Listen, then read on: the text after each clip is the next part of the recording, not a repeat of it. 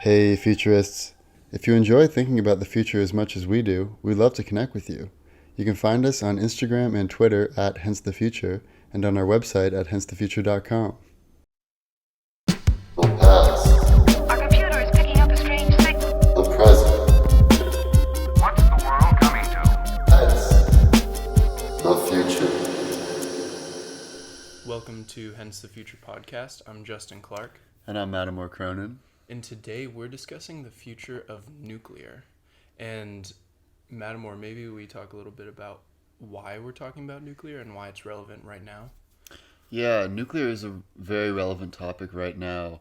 It's been in the news a lot, both on the good side and the bad side. On the bad side, there's been a lot of news around aging nuclear reactors and nuclear facilities that are leaking radiation into the Pacific Ocean and into other areas. On the positive side, there have been all this talk about Gen 3 reactors, Gen 4 reactors, and all of the potentialities of what nuclear power could give us going forward into the future. So we thought it was really crucial that we discuss this topic on the podcast and give you guys an overview of what is the difference between Gen 1, Gen 2, Gen 3, Gen 4 reactors? What's the difference between fusion and fission? What are the arguments for and against nuclear power? And how does nuclear power compare to some of the other energy sources available to us? And another interesting thing about nuclear power is that both people on the liberal side and on the conservative side are in support of, at least to a large extent. Obviously, not everyone is, but especially on the conservative side, which is typically thought of as not being forward thinking when it comes to climate change and pollution and clean energy. Yeah. A lot of conservatives are very much in favor of nuclear power. Maybe it's because it's like kind of like a badass, like tough guy kind of energy, or I'm not quite sure why, but the conservatives love it, and a lot of liberals love it too. So nuclear is an awesome opportunity for us to come together, liberals and conservatives, and solve our problems with climate change. And before we get too much into all of the various pros and cons of nuclear power, I think we should delve into what is actually happening in a nuclear reaction. How are we able to extract energy from the nucleus of an atom, which is so infinitesimally small, and get all of this vast amounts of energy? How is that possible? Yeah, so the what we think about typically with all nuclear reactors currently is nuclear fission, which is essentially splitting apart a large atom like uranium. And essentially the high level summary is you split an atom, some energy is released somehow, which we'll talk about, and then heat is generated, which then heats up water, steam is generated, and then a turbine spins, and that generates electricity. Right.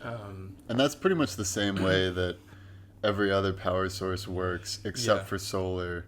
Yep. Wind, hydropower, they all basically coal, they all generate steam and spin a turbine.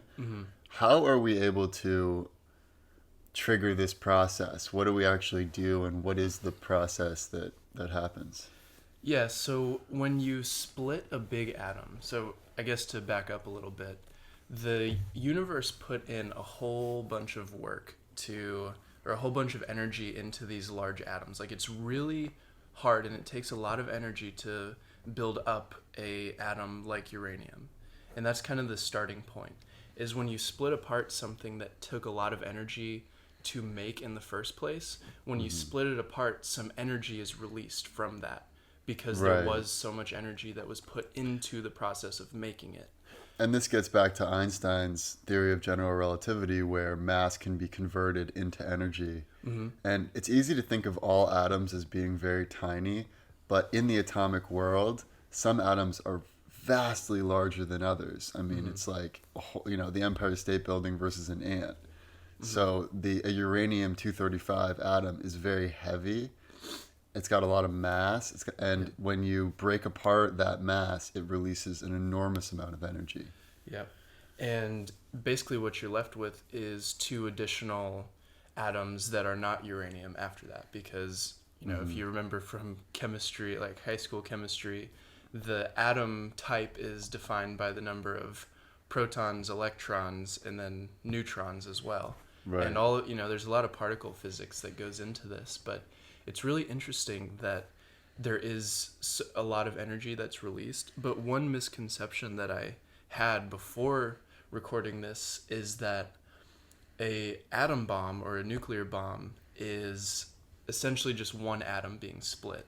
Mm-hmm. But really what it is a chain reaction of atoms being split, like uranium, plutonium. Like there's a lot of things that could be split in this cascade of events, and the bomb is the splitting of, I don't know how many, but a lot of atoms rather than just one atom at a time. And that's how we're able to generate energy on an ongoing basis through nuclear fission reactors. Mm-hmm. It can continuously generate energy, and as long as everything is working properly and all the safeguards are in place, that's a continuous energy source that we can depend on until the fuel rod or fuel pellet is spent, and then we add additional fuel pellets. Yeah. And maybe to kind of give a brief summary too, there's some talk about nuclear fusion. Right. Which is the opposite of fission. So instead of splitting a large atom that releases energy, you combine two small atoms that also releases energy, because if you have, let's say, two hydrogen atoms and you combine those together, there's some energy that's released in that process. The same way that it's easier to split atoms when they're really big, it's easier to combine atoms when they're really small. Mm-hmm. So basically, you can keep combining atoms until you hit iron, and you can get fusion basically all the way until iron. And the same thing is true with nuclear fission, where you can keep splitting atoms until they are iron, and then iron is just kind of this cool midpoint, I guess. And I found that really interesting.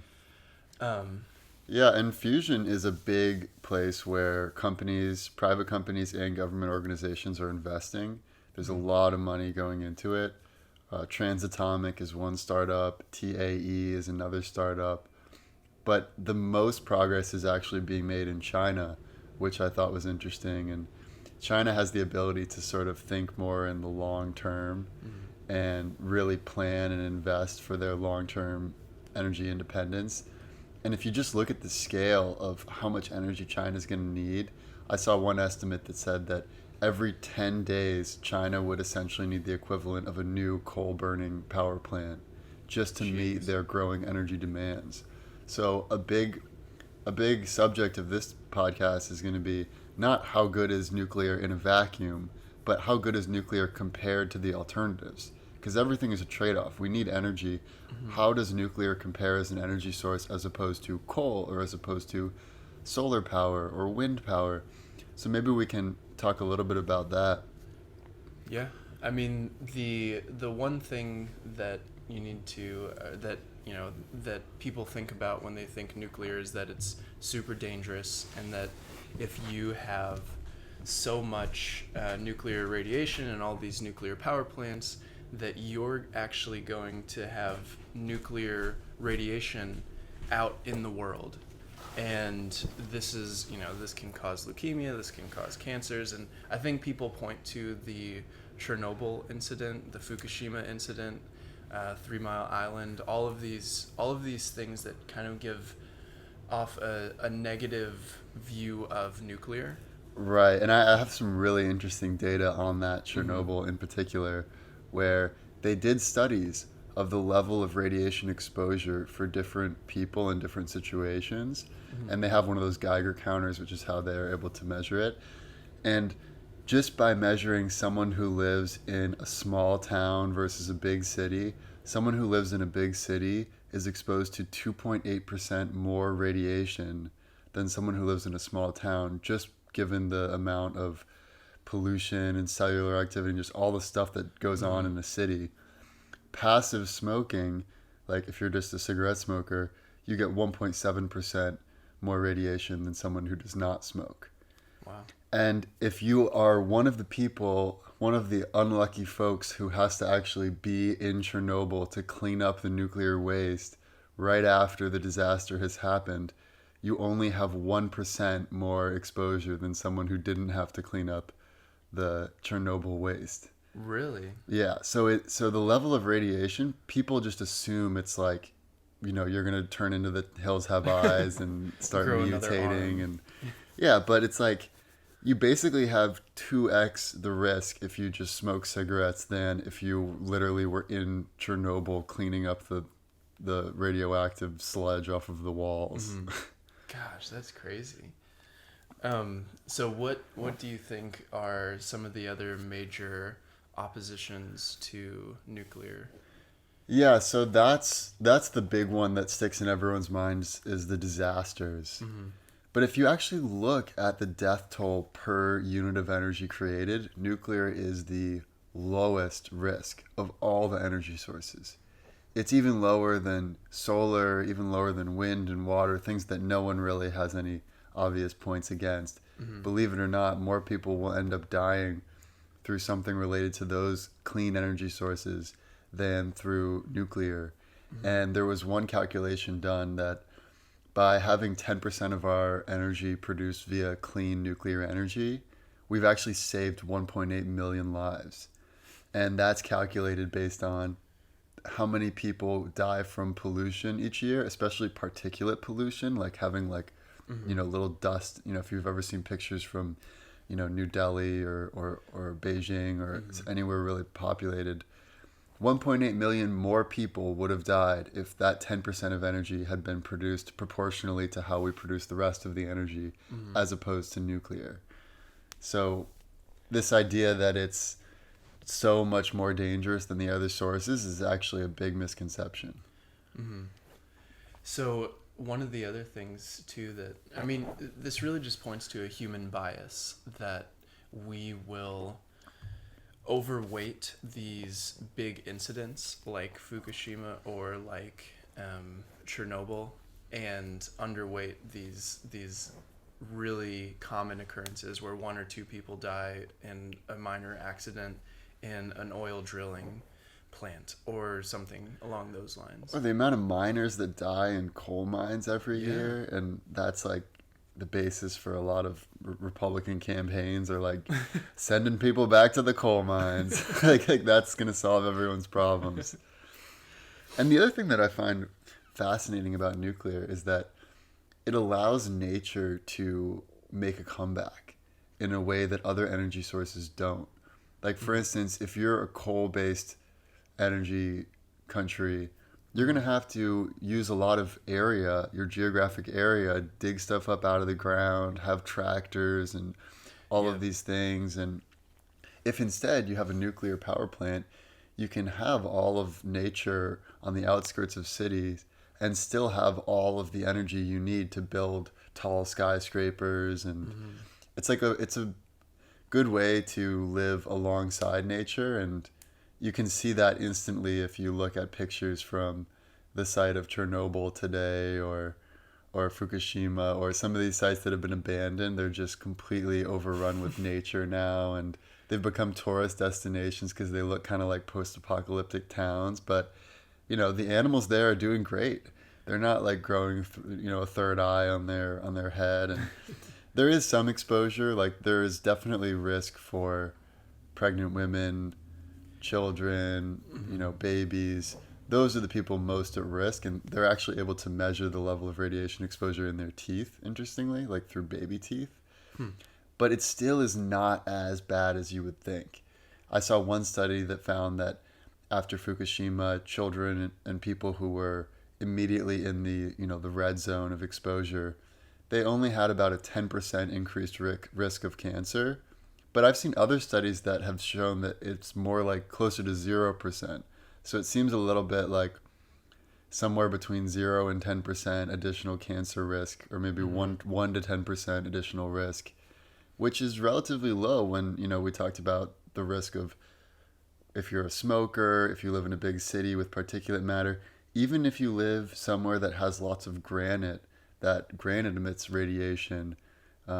So radiation is a very naturally occurring phenomenon in our world, and it's useful to keep that in mind. Not all radiation is bad, but obviously too much radiation is bad, and you want to avoid whatever you can. I mean, just holding a cell phone near your head that emits radiation or having it in your pocket, that's pretty dangerous. You know, like there's a lot of things that you can avoid in daily life that, you know, they're technically, I wouldn't say radioactive, but they emit some form of radiation. And, Right. you know, it's just one of those things that it's, you know, we don't really think about those types of things. We don't think about the things we're exposed to on a daily basis. But when there are the big events, you know, it's just really easy to see those. But one thing that I think would be interesting to talk about now is one of the other drawbacks of nuclear, and that's the nuclear waste that's produced in the reactors,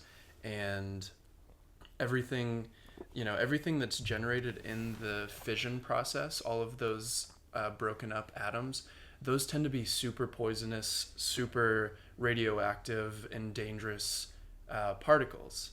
And we need to do something with those particles. And the problem is they stay dangerous for tens or hundreds of thousands of years. Right. So something needs to be done with this waste that is semi-permanent, that hopefully doesn't need that much human oversight. Because right now, if all humans were to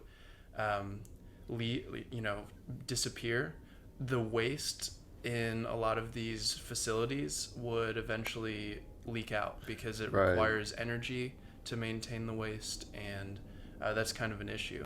So maybe we talk about the different types of waste disposal. Totally. Yeah.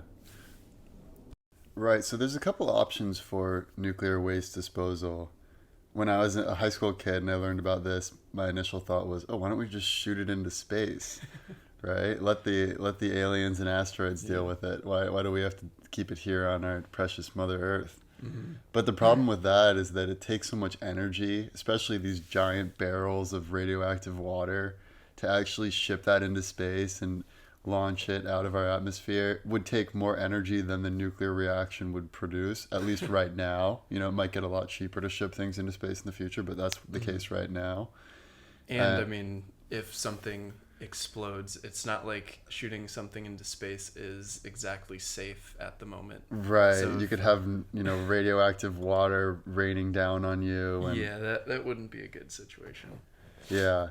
So another option is you can bury it deep in the ground where hopefully no one is ever going to see it. And ideally you're in a place that is pretty protected from seismic activity and tsunamis and any other sort of natural disasters, which is really difficult task. Almost everywhere has some level of seismic activities. There's not that many great spots to, when we're talking about 10,000 years, that's a long time to be stable. And the only country of all the countries that have nuclear reactors that has actually implemented a plan for this is Finland. And Finland, they happen to be positioned in a place on Earth that is very protected from seismic activity and tsunamis and anything like that. And they also have a lot of high quality bedrock that they can dig deep into, put all of their waste in there, and then basically just fill out the entire, once they've put all their waste in there, they just fill it out with clay or some other material that will absorb any sort of shock waves. And then, also the radioactive waste if something happens. Right. Yeah. And then they'll put warning signs for future humans to tell them that there's nothing interesting here and that they should just leave it alone. And oftentimes that includes hieroglyphics and, cool stuff like that. For the humans of the far future or some other species that makes it to Earth, tell them not to go down there at all costs, basically. Right. So this is a good solution, but Finland's the only country to do this so far. All the other countries just have their nuclear waste stored on site. Oftentimes it's near water. A lot of the sites are now seeping through into the ocean or into the ground because they're not properly being stored, and a lot of the reactors are really old and they need to be updated. There has not been a new nuclear reactor built since 1999, and there has not been a new reactor ordered since 1978. So it has been some time, more than 25 years for pretty much all of the reactors that are in existence today, and a lot of them are having issues. So right now, that's another reason it's so critical, is that countries are going to have to make a decision. Are we going to update the current reactors with some new untested technology, or are we going to retire these nuclear facilities and switch over to something like coal and oil, or something like solar and wind? And that's why the debate seems to be so prevalent right now. Yeah, and the other thing too to keep in mind, one of the drawbacks of nuclear is the development cycles for a nuclear power plant is roughly 10 years or longer. It takes so long from the initial funding phase to actually completing the nuclear reactor that you need to have a very far-sighted and almost, I mean, within 10 years, a lot of innovations can take place. So there needs to be some sort of way to maybe integrate some new innovations with a plant that was originally conceived 5 years ago. So there's a lot of things that could be done there. Right. And you can't rapidly iterate like you can with other types of products. Yeah, You like know- software or something. Right. If you're testing out some new Facebook features, it's a relatively small risk to try some new feature out with a small sample set, see how it performs. If it breaks the system, no one's going to die. It's just Facebook. And if it does great, then great. We'll spread it to all the other users on Facebook. But you obviously can't do that with nuclear tech. If you have a meltdown, then your funding is probably going to be pulled. Governments probably aren't going to issue any licenses. So there's very little room for error. And that's one of the reasons why there hasn't been as much innovation in this space. But there's so much potential. There's so many theoretical models for how we could create a much better fission reactor. And there are also, like we talked about, models for a new kind of fusion reactor. And it might be good to now just sort of state what the different generations of fission reactors are. And then maybe we can talk about why fusion reactors are even better than any fission reactor we could create. Yeah, or at least theoretically. Theoretically, if we can get it working. So there's 4 generations: Gen 1, Gen 2, Gen 3, Gen 4. Gen 1 are the early prototypes of nuclear reactors, basically the first proof of concept. And there are some of these in existence today, but the vast majority of active nuclear facilities are Gen 2. And these are your classic light water reactors, where Homer Simpson worked. This is like those big nuclear coolant towers. And it's a very affordable and relatively easy way to generate nuclear power, because all you really need is water and this big facility and these nuclear fuel rods. But it's not that great from a scientific perspective, because there is the risk of, if, let's say, the power goes out, which happened in Fukushima because there was a tsunami, and then the electricity would stop cooling the water. And when the water stops being cold, then it essentially boils up because of all the heat and energy from the nuclear reaction. Or that the it waste. all the waste, and that it basically turns into this steam. And if anyone knows, as water, as ice becomes water and steam, it like expands, and it can basically just blow the facility up if it's not contained, or at the very least release a lot of toxic waste into the atmosphere and into the surrounding area. Yeah, I mean, if you have these barrels full of toxic waste that are being held in water to kind of cool them down and contain the nuclear waste from spreading, and that water boils and you have some of the container exposed, the exposed container will start to release radiation into the environment. And that's exactly what happened with Fukushima. If you have a tsunami that cuts the power, that won't cool the water anymore, and then eventually you have, the water boils, and then some is just a little bit of the top of the containers, let's say, are exposed. That's enough to be pretty dangerous to the people in the facility, and in a pretty close proximity to that. So that's one of the issues too, is you need to always have power to these places, and that's a security risk. Right. That's and then For Gen 2. For Gen 2. But for Gen 3, so Gen 3 we have these designs today. They work theoretically, but they haven't yet been implemented.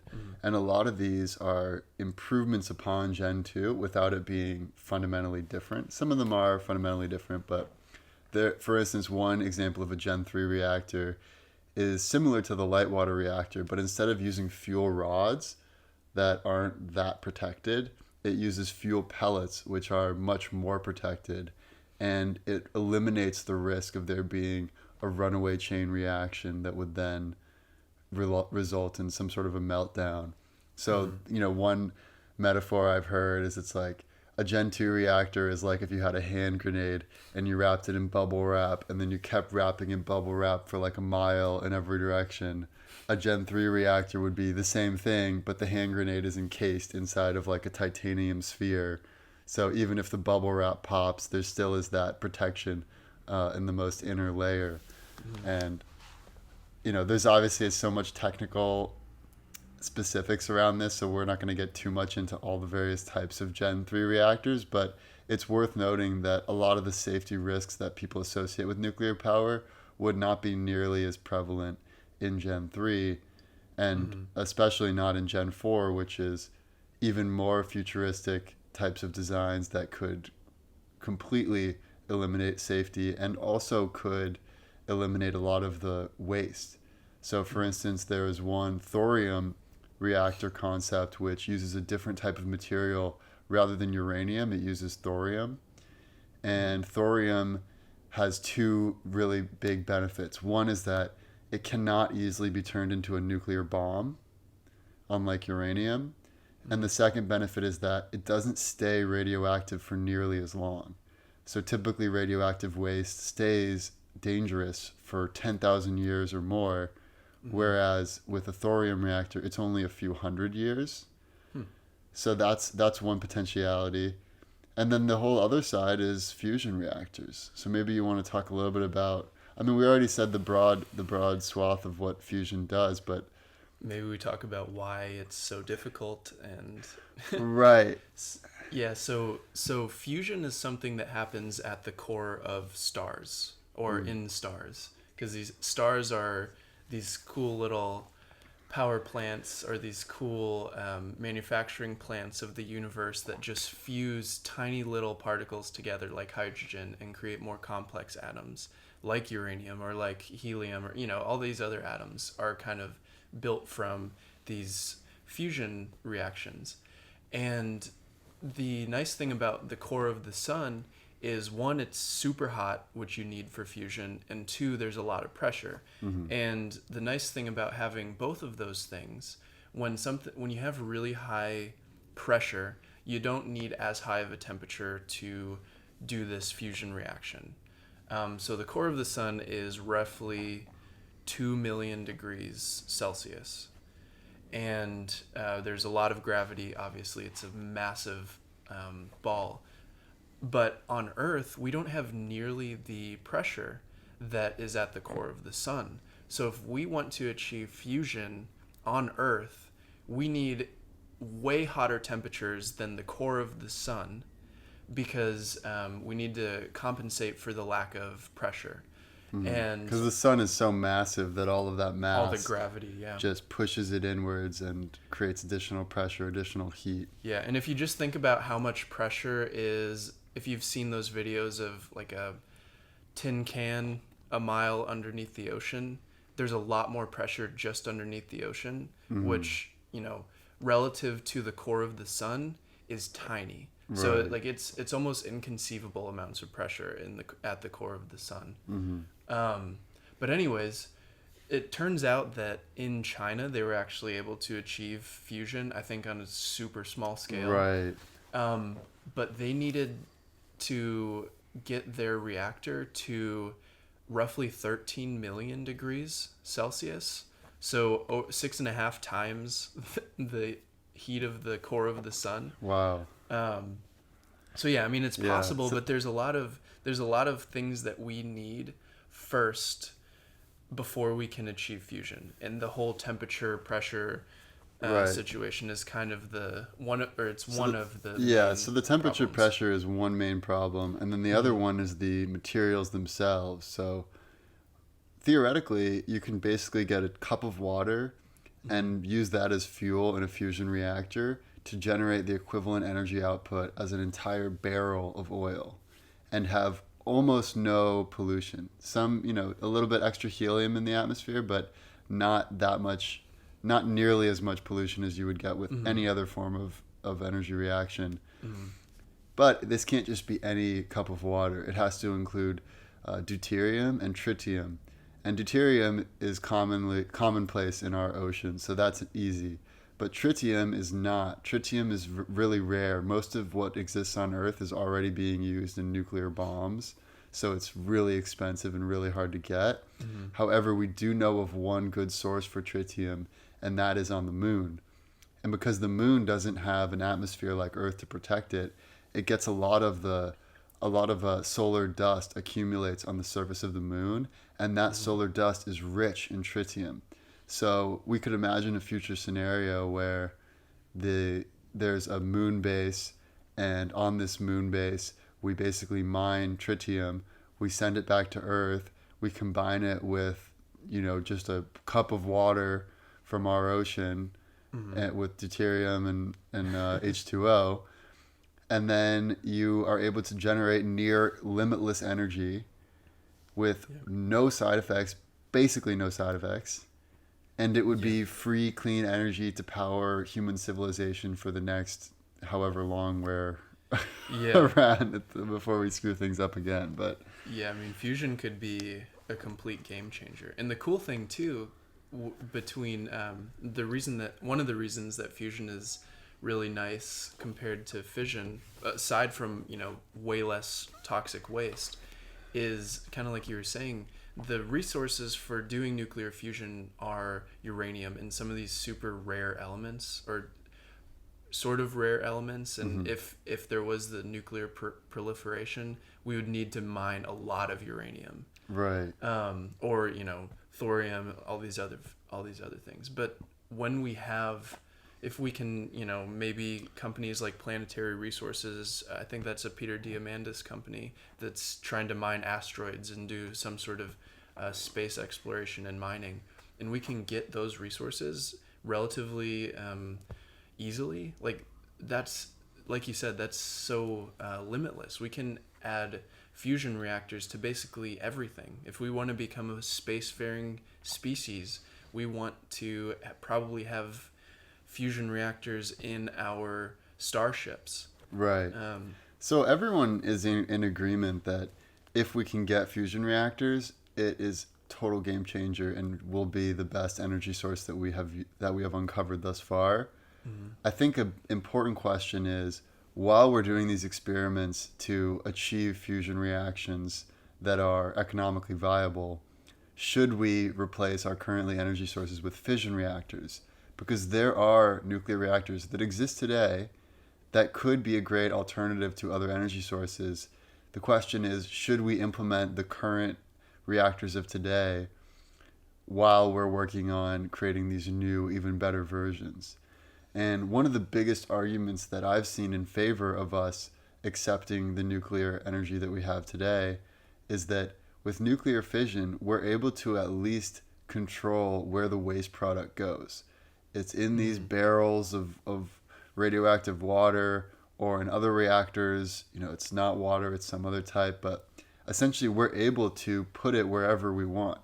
We don't always do a good job. Sometimes a tsunami comes and washes it into the ocean, but sometimes we do a good job, like Finland, and we put it down there and it's totally safe and isn't expose us to anything bad.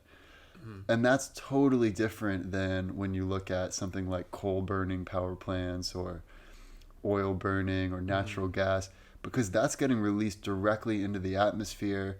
It increases carbon emissions, which accelerates global warming, and it increases the amount of particulates in the air, which leads to lung cancer and other types of cancer, and decreases fertility and all of these things. So it's essentially a decision between, okay, there's this bad stuff that we can decide where to put it, or there's this bad stuff that just automatically goes into the atmosphere. And so it seems like we should be willing to do the one that we have more control over, even if it seems scarier because it's like something we can actually see rather than something Yeah. that just disappears into the sky. Yeah, and I just think it's really important to highlight the fact that the nuclear is a way to bridge the gap between, you know, the different parties. So it's one of the arguments against like solar and some of these other clean resources is that they're just not very energy dense. Like you can't get that much energy out of like per unit of space of solar or wind. You don't get that much energy. Hydro is another story, but there's also limited resources in terms of, you know, rivers that can generate enough hydroelectric power. Right. But with nuclear, it actually is a dense form of clean energy. And like you said, we can have control over what's going on. And I think that just having control and having these mechanisms in place, because the US puts unreasonable amounts of money, well, actually pretty reasonable, but it's a lot of money into the safety of nuclear. So we just need to, I would say that it's probably a really good idea to pursue this. Yeah, I would agree. In as opposed to the oil and the other dirty energy sources. One of the biggest misconceptions that I had when I was thinking about alternate energy sources is I thought, solar is obviously the best because it comes from the sun, there's no pollution to speak of, and you can just store this in batteries and use it whenever you need to. But this is not the case, actually. The reality of solar is that our ability to store energy collected from solar is not that good yet. It's not like we can take all the sunlight in and then store it for days or weeks or years. It's actually, I saw one stat that if we were to store all of the energy from solar, we can only store it for like 23 minutes at a time before it just dissipates with the laws of thermodynamics and everything. So that's one issue with solar. The other big issue with solar is that there's no good way to recycle the solar panels, which do have a lifespan. Like they're not, you can't just use them forever. So for these two reasons, solar is not something that can solve all of our problems today. It could become much more valuable once the batteries get a lot better at keeping the energy stored, because then we could put up solar panels in places like the Arizona desert where there's lots of sun, store it, and then divert it to wherever is needed. But right now, there's just not enough. The battery powers aren't good enough for us to do that. Yeah, I mean, the energy markets are really interesting because since all of the major energy sources are these steam-powered generators or turbine-generated electricity, the power is almost always generated on demand to some extent. Right. And there are always these big plants that kind of distribute to smaller, I think, local, I don't know the terminology exactly, but there's just like this big network of electricity distribution, and it's mostly generated on the spot right when it's needed. Right. And that's one of the things that we can't get around until batteries are way better. And battery innovation has been really slow relative to all the other types of innovation that have been going on. So it's not something worth holding your breath over because there's still probably a lot of time between now and super efficient batteries. Like we might even achieve fusion before we can achieve a battery that has 10x the capacity of current batteries. Yeah.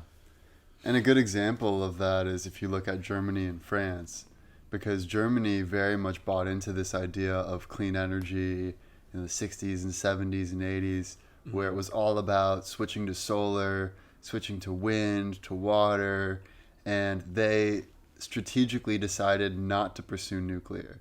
And they decided to not invest in new nuclear power plants, but instead invest in new clean energy power plants.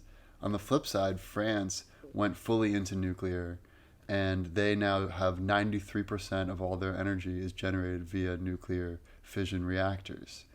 France is the largest net exporter of energy in the EU, and they have very low emissions, very low levels of pollution, and the cost of their energy is very low. It's about half what it was before they started implementing nuclear energy. And then if you look at Germany, which most people would think, oh, they did the right thing. They didn't go for scary nuclear. They went with nice, clean energy like solar, wind, and water. Well, Germany actually has much greater energy costs, and they have more pollution. So if you look at these two countries as sort of a model for different directions that countries could take, it seems like France made the right decision. Now, France hasn't had major meltdowns or anything like that, so I guess there's always the chance of some catastrophe. But if things are done in a controlled setting, and like we said, a lot of times the disasters aren't as bad as they seem to be. It's just that we have this perception of if it's dramatic and it's cinematic, it feels much scarier than something that's very, mundane and everyday, like pollution going into the air. Then it does seem like the countries that embrace nuclear, even the nuclear technology that exists today that isn't perfect, will be better positioned for the future and more independent and less dependent on other, buying oil from Saudi Arabia and all the other energy dependencies that can, cripple a country. Yeah, I mean, just having this model of France puts us at a huge advantage. Like just allowing them to show us that this is a feasible option, it means that we don't have to do, we still have to do due diligence, but we kind of have a model. And the US and these other countries can follow France without as much hesitation because they know that it's been successful. And that's one of the big things too when we talk about any other innovative policy like a UBI or something along those lines. Just having some sort of model country is super important for making these decisions on a global scale. Yeah, and it might be good to talk a little bit about the one elephant in the room that we haven't addressed, which can then lead us into the future scenarios, and that is nuclear weapons technology. Because a lot of these reactors, countries will start saying, hey, we just want clean nuclear energy, sell us some power plants and the technology, and we want to be part of the cool kids club. And then the US will sell them reactors, and then they covertly develop nuclear weapons technology. This has happened with 5 countries since the Cold War, including India and Pakistan, which, that's one of the biggest chances of nuclear war breaking out is between those two countries just because of their history. So when we think about the risk of nuclear weapons, I think it's interesting to think about how bad it could possibly get, what it would take to delve us into a nuclear winter, and if Earth or humanity could ever recover. So maybe that's a good place to take a quick break and then get into the worst case scenario.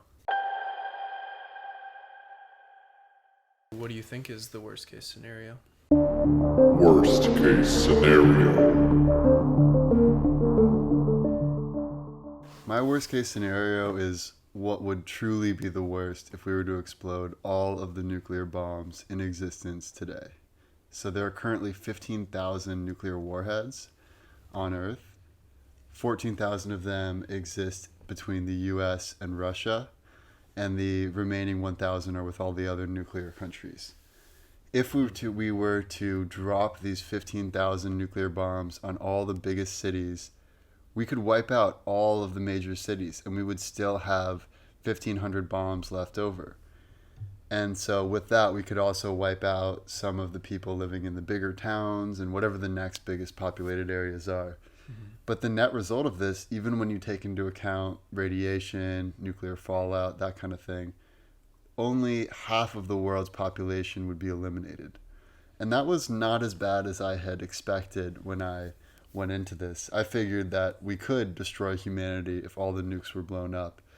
But it's reassuring that we can't, at least right now. Yeah. And to take it one step further, if we were to mine all of the uranium-235 that exists on planet Earth and turn all of that into warheads and then pile up all these warheads and explode it all at once, what would happen then? And it turns out, in this case, there would be enough nuclear weapons to bring us into a nuclear winter. And so that would mean that all large animals would be extinct, including humans, and the explosion would create so much smoke and so much dust and particulate matter that it would create a blanket over all of Earth. And that blanket would prevent any sunlight or heat from getting in.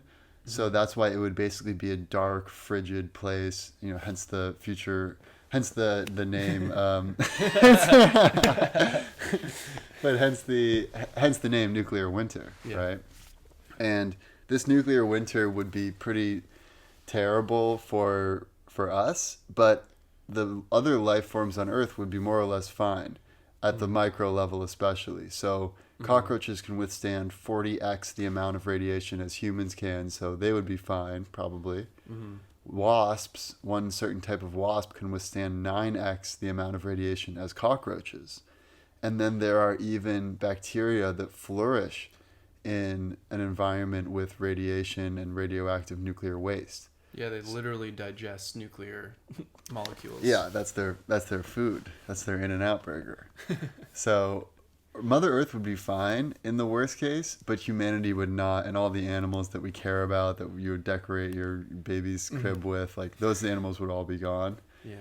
So it's not as bad as I had thought when I was originally planning this scenario out for Earth, but obviously it would be terrible for humans. And it's very similar to the climate change issue, where it's not about saving the planet. The planet's going to be fine. It's about saving ourselves and the other animals that we care about. And like this current peak of life, I guess, because that's one of the things that has come up several times on the podcast is Earth will be fine. Like there are very few things that will destroy Earth and life on Earth forever. Right. And a couple of those things are the Earth or the sun exploding, or some massive solar... Which will happen at some point, in like but billions of years. But yeah, or a black hole is another one. Yeah. So there's like a few cosmic things that can really wipe us out, but stuff that we can do is things, very limited. Yeah, and it's just really, it's almost refreshing to at least know that. If, as depressing as it is sometimes to see how much life is being lost, there will be a time in the future, even if humanity ceases to exist, that life will flourish again. Right. So that's a little bit of silver lining of the worst case. Yeah. And another example of that is the biggest, baddest bomb that we've created ever, which is the Tsar Bomb, which is like 10,000 Hiroshima bombs. If we exploded that at the bottom of the ocean, it would not do much. It would expand to 1 kilometer in diameter, which is far less than the diameter of something exploded in the air. And then basically the pressure of the water would then just make the explosion. Yeah, it would compress the explosion, and it would kill whatever fish were nearby. But it wouldn't be all that bad. I mean, there would be radiation. You wouldn't want to go fishing there anytime soon, but it wouldn't be terrible. And most of the rain would just rain down on the ocean. I suppose some of the clouds could push the rain, and then you could have some nuclear fallout on nearby islands. Yeah. But would the nuclear radiation even make its way to the surface? Well, the from the video I was watching, apparently the water would evaporate, and the water in that direct area so would like be bubble up into. Yeah, and then it would rain down. But the Earth is pretty big, and it's pretty good at moderating its various temperatures and inputs and different concentrations of different materials. So it would be hard for us to seriously screw things up on Earth in the long term, but it's fairly easy for us to screw it up for ourselves because humans need very specific sort of environment to thrive. And I guess one other thing I'll say, just to tie up my worst case scenario, is that I could see nuclear technology becoming a driver of inequality in the future. It doesn't have to be, but it could be. Meaning, China is currently the furthest along in developing fusion reactor technology. If they achieve it and it's more economically viable than any other energy source, then they could give that, or sell that technology to all other countries that would need it, which would be great for all of humanity. Or they could use it as a way to consolidate their own power and further their plans to have sort of a surveillance state world where everyone's more or less in line with what their objectives are. And obviously that's not something that people in the West are too keen about. So that is one potential worst case that I could see as being something we maybe want to worry about, or at least keep an eye on. And then as far as like what are things that are more likely worst case things that could happen, I think contaminating our fresh water would be a really bad scenario, where if for instance a terrorist dropped a bomb on one of our waste storage facilities and then it seeps into the ground, the soil, it seeps into the groundwater or into a lake or a stream or an estuary, then that would be really bad, because then we wouldn't be able to use those resources, and there's only so much good arable soil and fresh water sources that we have right now, and fresh water is going to be a big limited resource in the future. So those are some of the most likely worst case things that we should think about in my scenario. But I'd love to hear your worst case scenario. Yeah, so my worst case scenario is about letting some countries that maybe don't have as big of a priority of security and safety of these nuclear bombs or these nuclear power plants, and they just want to release the energy, and they just want to get the energy out there as fast as possible. So the US, France, some of these big developed countries have a lot of safeguards in place, and we spend a lot of money on that. But if countries without as much money still want nuclear power, and they, let's say, skimp on something like the nuclear waste disposal, they might throw the barrels full of the nuclear waste into the ocean, which is something that France was doing as recently as the 90s. And that's kind of scary to think about what would happen if a lot of developing countries were polluting the environment and not keeping as tight of a safety net on this nuclear generation. So yeah, that's a big one, especially when you're thinking about countries that don't have as much water resources, like like you were saying. It's we could have, let's say, countries in Africa that don't have that much water might dump these barrels into a river, so then everybody downstream is affected. And the pollution is just spreading all around because the nuclear waste is not contained to this one specific area. It spreads. Well, that reminds me of a study that I read where they were worried. Scientists were worried in the 90s about, could you pass on any sort of radiation exposure to the next generation? Like, would it affect your sperm cells, your egg cells? And could that be inherited by the next generation? Thankfully, in this study, they found that no, you cannot pass down any sort of radiation exposure or any sort of mutations to the next generation.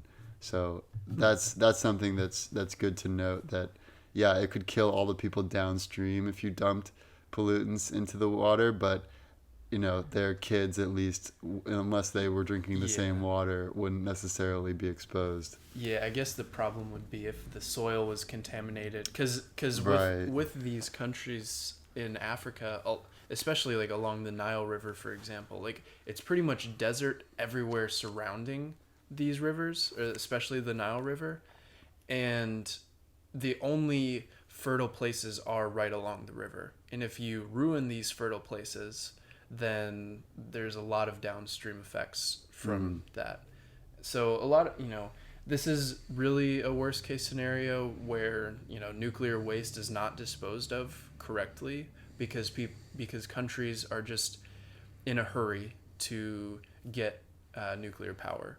Right. So, you know, that's probably my worst case scenario. And then, you know, one other thing is countries just get so scared that we don't produce nuclear energy at all, and we don't pursue it, and it's never even, you know, it's not something in the conversation. Yeah, I mean, we talked about in the future of climate how in just a few decades you can literally die in the summer in New Delhi and some other places just based on how hot it is from global warming, but also from all the particulate pollution. And, you know, we don't want to live in a world where everyone basically needs to have like their own little like terrarium of like clean, fresh air that's radiation free and fresh water and soil. And then anyone who's outside of those bubbles is just pretty much screwed. So that's something we want to avoid. But fortunately, there's not as big of a risk of that with nuclear as at least I had expected before doing research for this episode. So, what do you think for the best case scenario? Best case scenario. My best case scenario is a scenario in which we discover the secrets to fusion technology, and simultaneously we set up a base on the moon. We mine tritium. We are able to take basically seawater and turn that seawater into a barrel of oil worth of energy. And maybe we also have desalination at that point, so we can basically just use our, you know, the vast stores of water in our oceans, both as fuel and as fresh water.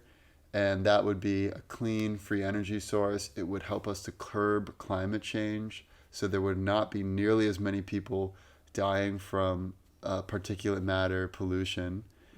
And, you know, we talked about the estimated 1.8 million lives saved from nuclear power, from people not dying from pollution. I could see that number going up to 1.8 billion in the future if we transition to nuclear in the right way. And like you said, if we're smart around where we store the waste and we don't just dump it wherever is convenient, then this is a much smarter move than just releasing all the pollutants into the atmosphere willy-nilly. So my best case scenario is best for humans and large land animals first and foremost, but it's also great for Mother Nature because we would be able to have so much clean energy without pollution, and then we can still build all the incredible structures and cities and self-driving this and that without having to mine and destroy all, you know, cut down forests and cut out, you know, all the coal from mountainsides. And a lot of the other energy sources are very damaging to the earth, whereas with nuclear, it's a relatively small area of land that you need, and it's relatively clean as far as what waste products it produces. Yeah, I mean, my best case is pretty much the same, is that we figure out fusion, the super clean energy. And just to kind of highlight or describe a world in which we have fusion is just fun, because we can, so with such energy and such good clean energy, we can do things like create mega cities in the desert, and we have so much energy that we don't really need to worry about stuff. And we were talking about desalination, where right now one of the problems with desalination is that it takes a lot of energy to desalinate ocean water.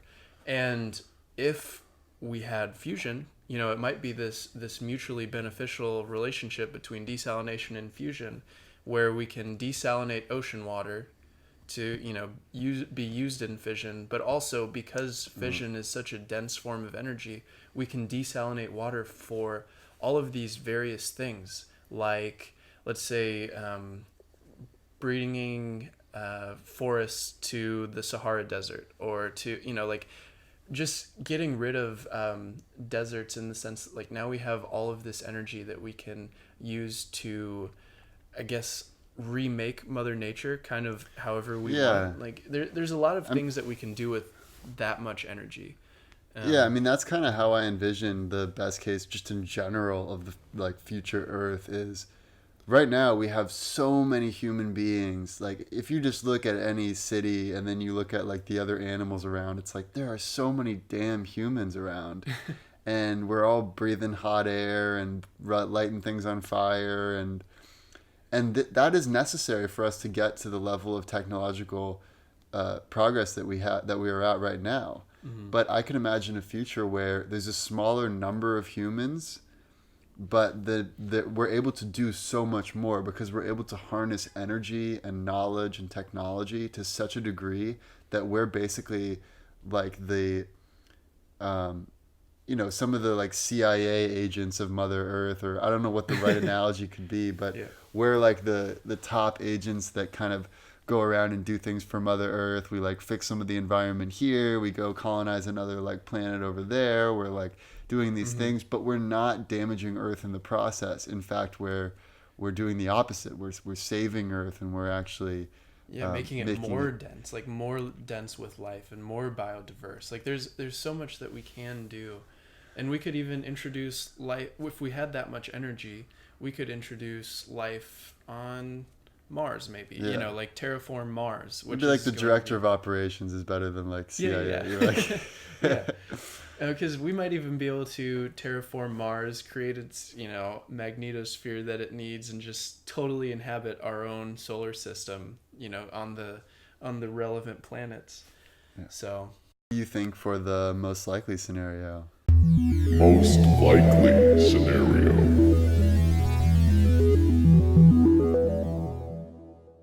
So, in this scenario, or in this topic, I would actually say that I think the likely closely mimics the best case scenario. I think that there's so much financial incentive and social incentive, and there's so many incentives to figure out good nuclear power, whether that's better versions of fission or better versions or fusion. I think we will achieve these better forms of energy. And I think that that's one of the lead dominoes of achieving our type 1 civilization status, where we can, harness the energy of the sun, but really we're, I guess if it's fusion, we're kind of harnessing the energy of a sun, but creating just our on own Earth. sun. Yeah, we're creating our own suns. So I think what we described in the best case scenario will happen at some point. And I think it's almost inevitable unless we wipe ourselves out in the process. I would agree with you. In the long run, I think we are going to figure these issues out. To give my most likely in the short run or short to medium run, I would say that we are going to figure out fusion reactors. However, they're not going to be economically viable for the near future and possibly even for the mid-future.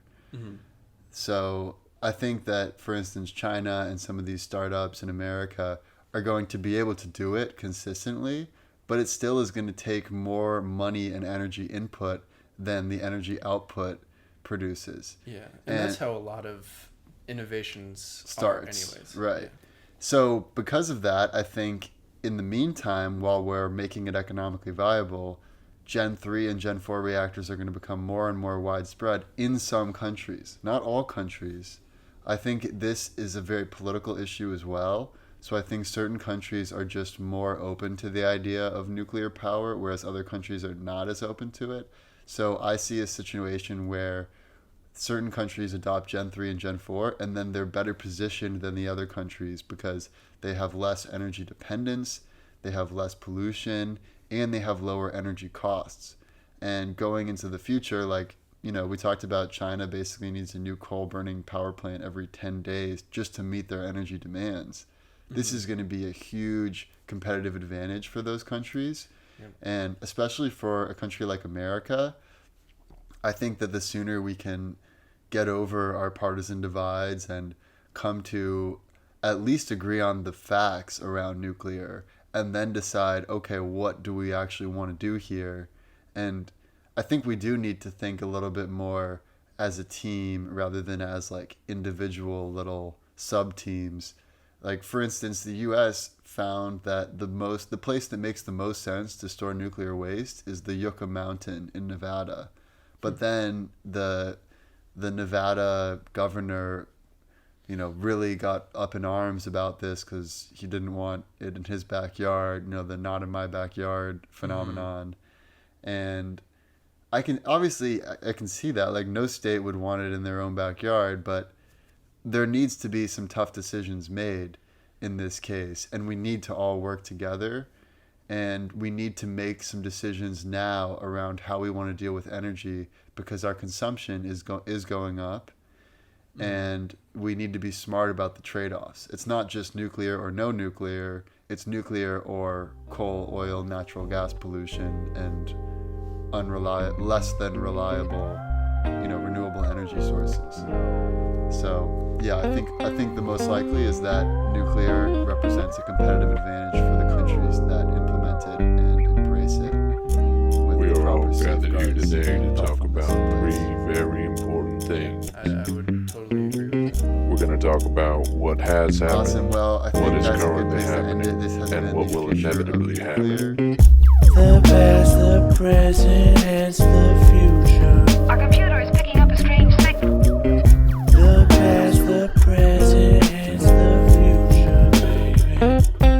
What's the world coming to? The past, the present, and the future. The past, the present, and the future, baby. The past, the present, and the future. Will attempt to stimulate consciousness. The past, the present, and the future, baby. Behind this strange signal is an alien The intelligence. past, the present, and the future. The past, the present, and the future, baby. It's possible.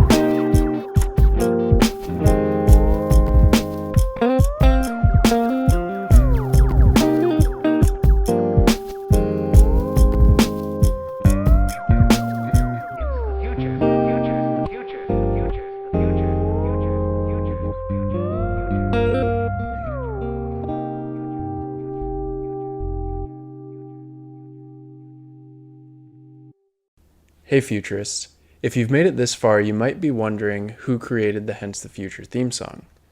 It was created by the Walden Brothers, and you can find them on Spotify.